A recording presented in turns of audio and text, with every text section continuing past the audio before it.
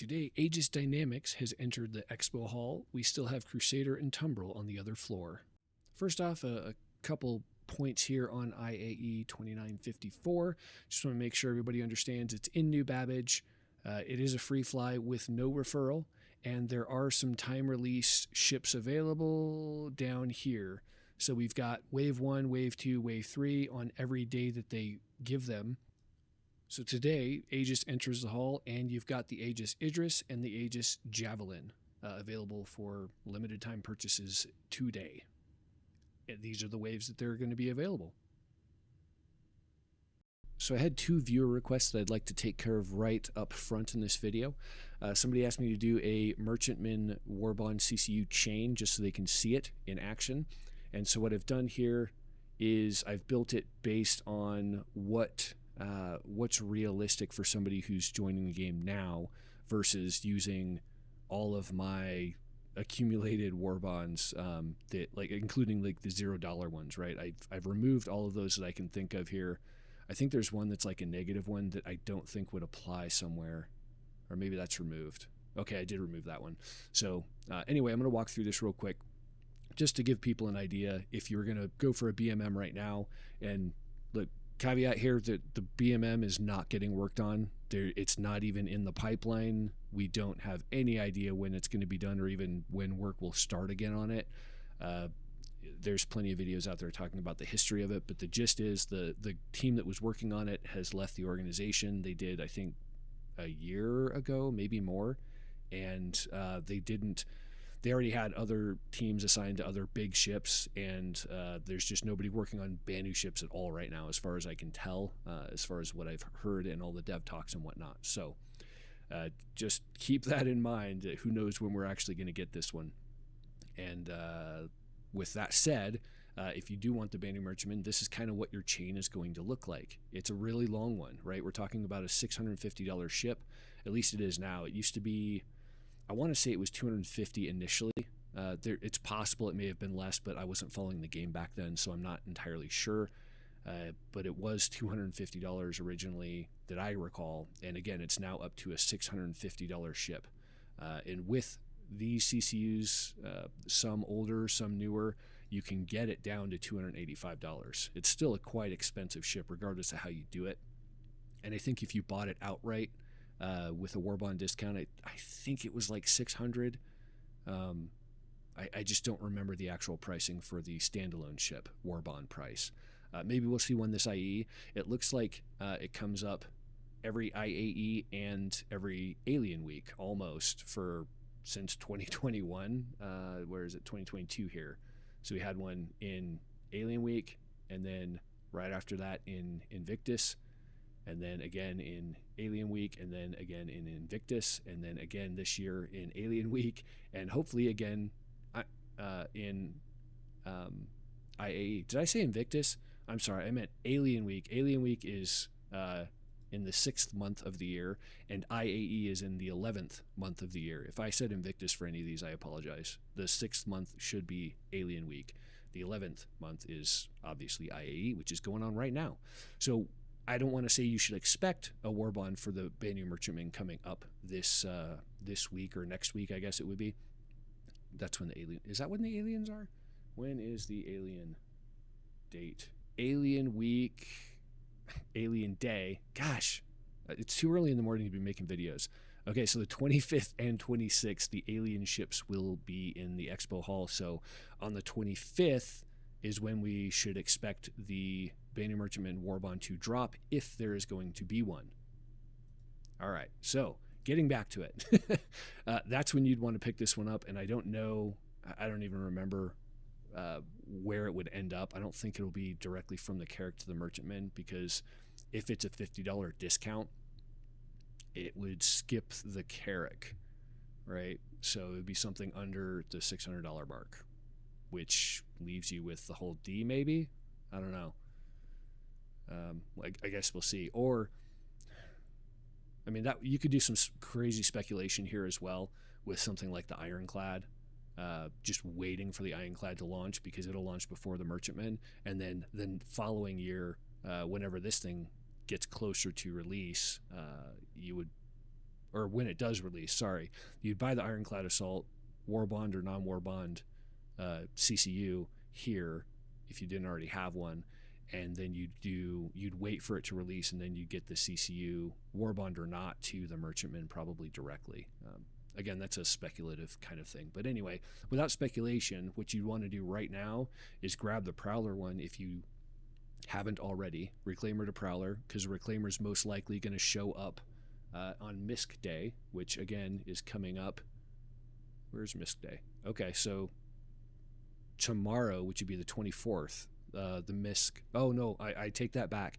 It looks like, it looks like the best in show ships Warbonds will probably drop here or during the finale. My guess is December 1st, because the C1 did not show up here, right? So I'm not expecting, because they specifically called out in the Spectrum post that there are not going to be repeats, right? They're going to be exclusive for each day. Because the C1 did not occur yesterday, and I'm guessing they're not going to add it today. If they add it today, all bets are off, I guess, because it is going to be the Crusaders ships are going to be in the showroom through today, right? Aegis will drop new on the new floor, and what's going to happen is if C1 drops today, then who knows when to expect the rest of the Warbond discounts for the other ship manufacturers. If it does not drop today, then we should expect all of the best in show Warbonds to drop on this day. Again, that's expected. It's not a guarantee. That is what we're expecting. It would be the Retaliator. It would be the Reclaimer, the C1, the Terrapin, and the F8, right? So all those should occur on December 1st. That's what we're guessing anyway. So back to the chain for the newcomer that asked for it. Again, pick up the Prowler. If you haven't already, pick up the M2 Herc Warbond CCU as well. You're going to want both of these for this chain. Really, for anything that's up here in the 600 plus range, you're going to want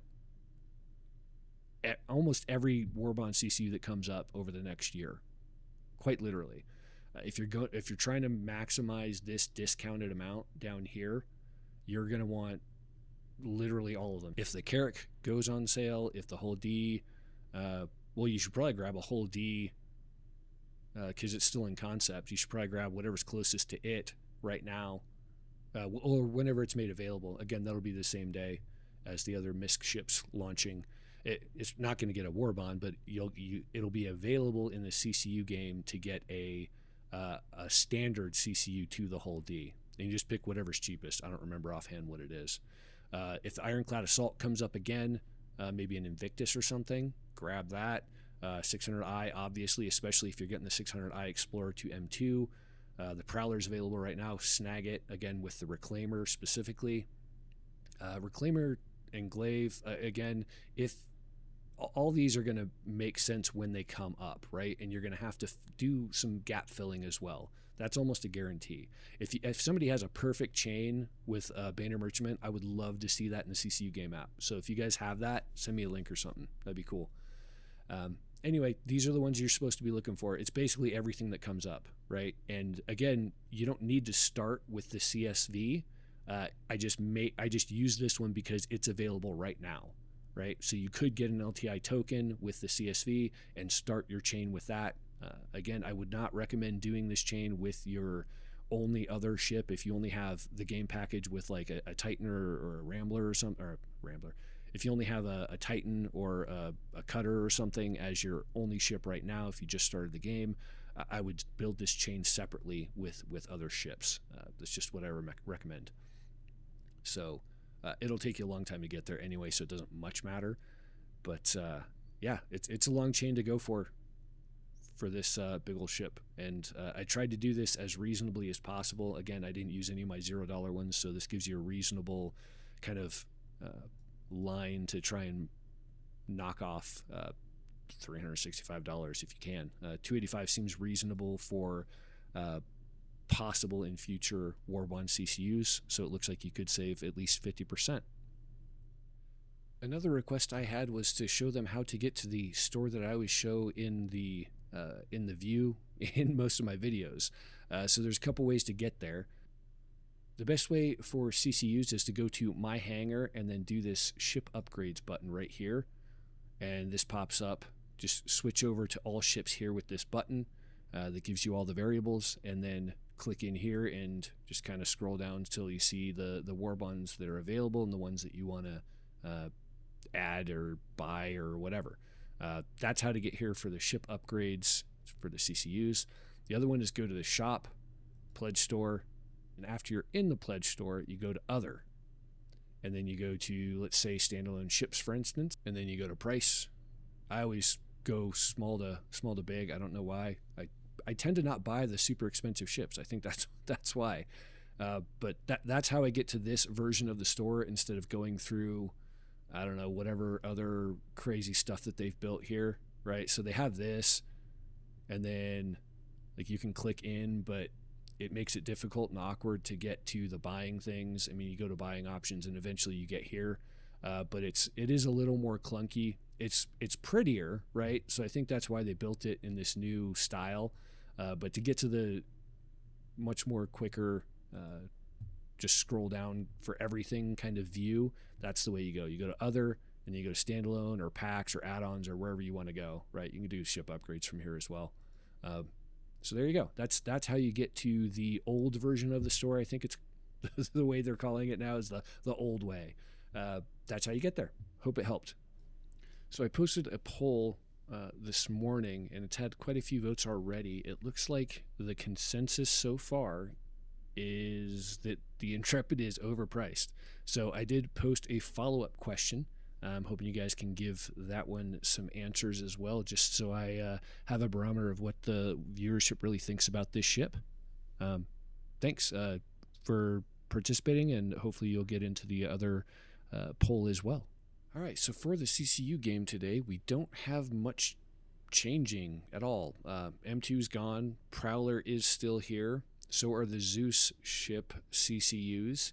And the only new one is the Eclipse. That makes sense because it's an Aegis ship. $25 discount. Let's see what makes sense here. I suppose Warden and Mercury are the best bets. I wouldn't go with the Concept Palo Triage. Corsair's leaving too much on the table, same as the Inferno and Ion. Yeah, looks like the Warden and Mercury are probably the best bet here. Let's go to the CCU game and check out which one looks more promising. Here's a Mercury. So September of this year, it's already had 2, so you may already have it.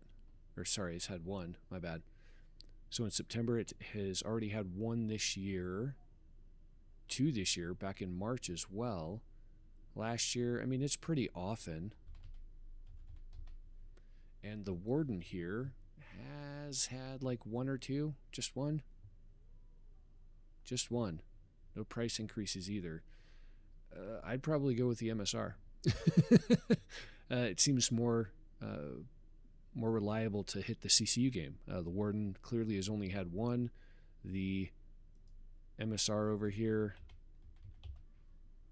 has had quite a few. It's already had two this year. It had 1 last IAE. It didn't make the Final 4 this year, so who knows if it'll come up later. Could be in the finale maybe. I don't know. It didn't have it yesterday, and it didn't make the Final 4 this year, so it's not going to be in the BIS part of the show. So yeah, I still think Mercury's probably the best bet for this one, so that's what I'm going to recommend. Second place would probably be the Vanguard, obviously just because it's the same $15, but we're spending quite a bit here. We're talking about 15 for 25, so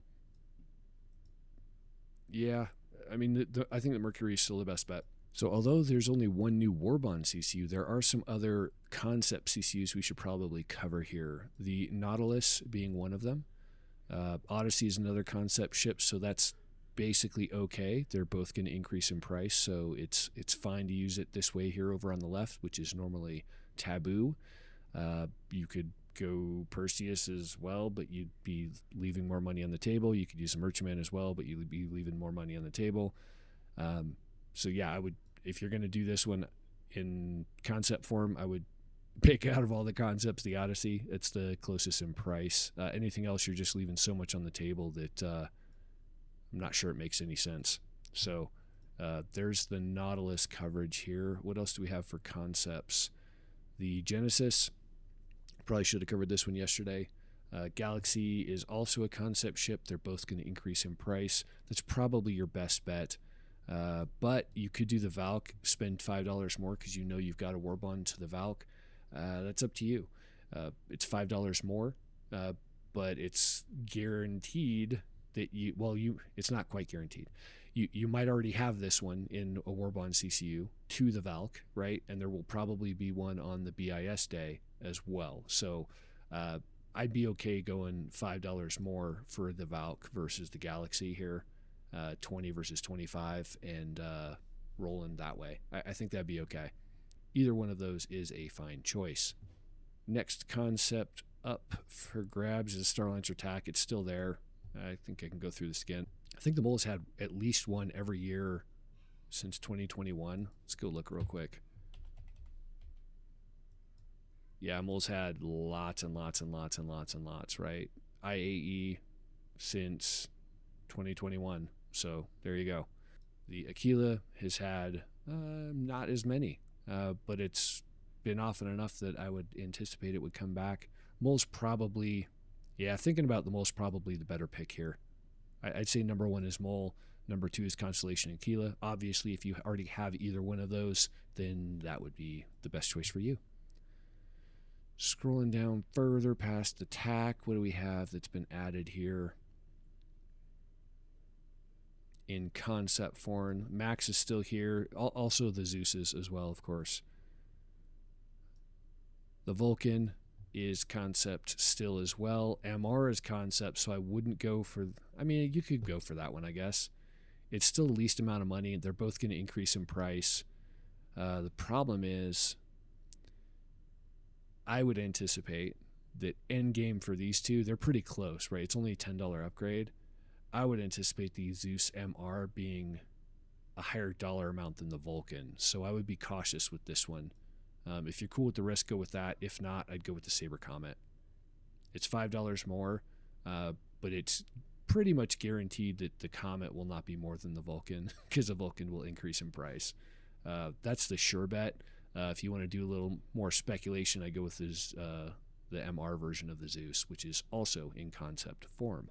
What else do we got? Again, we have both Zeuses still.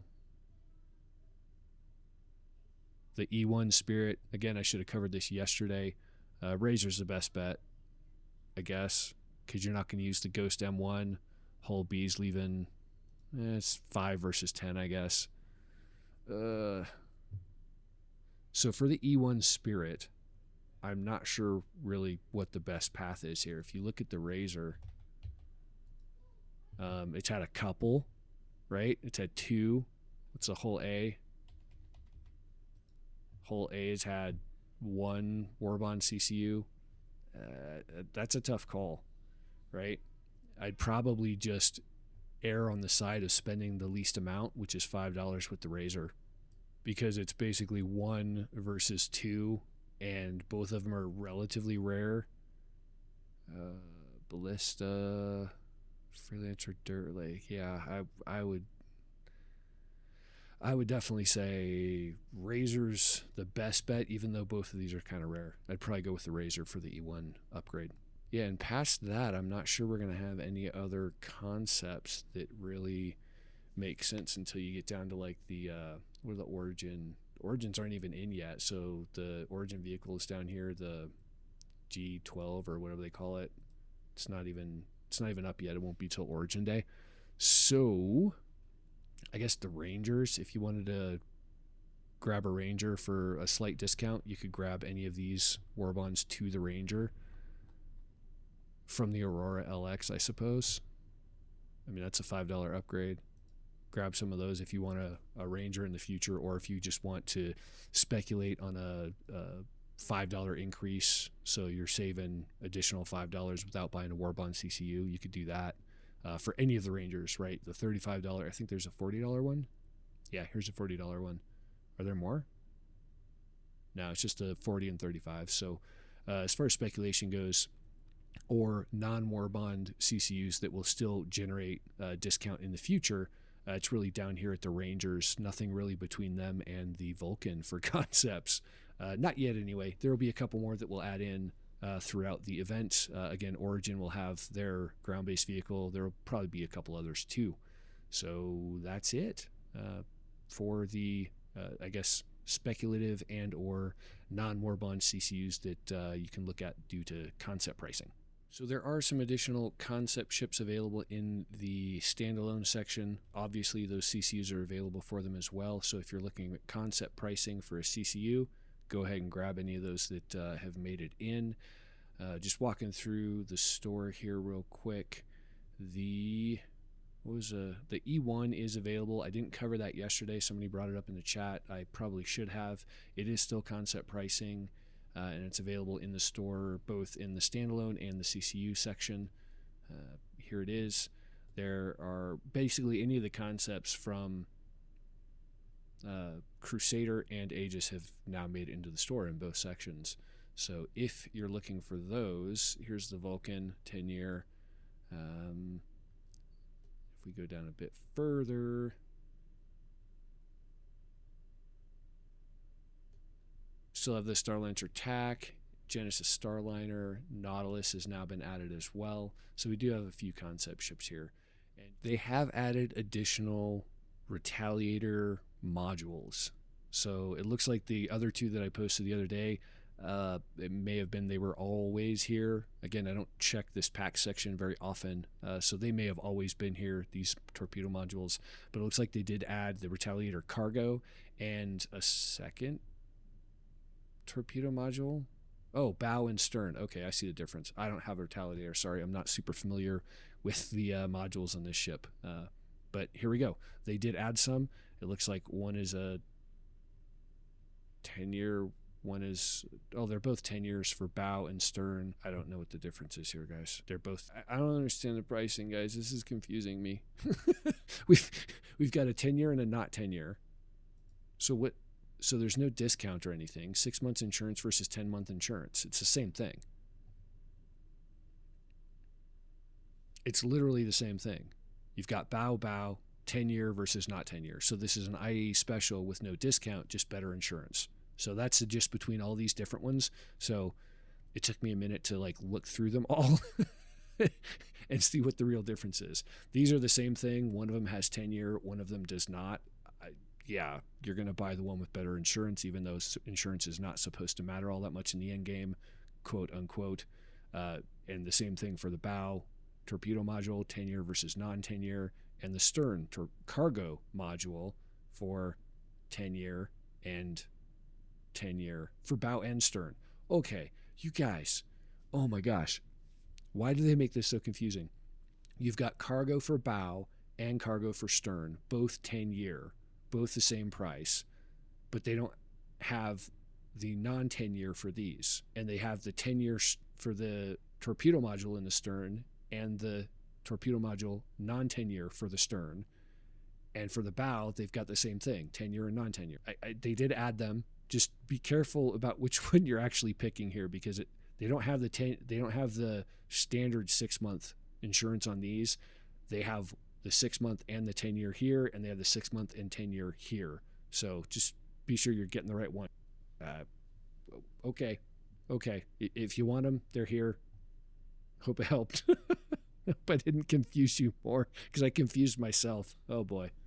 That's it for today's IAE coverage, guys. I hope this helped out, and I hope I didn't confuse you on that last part. Like, subscribe, do all that stuff. Check out that poll, and well, that's it for me today. Thanks, guys. Zi-Tek out.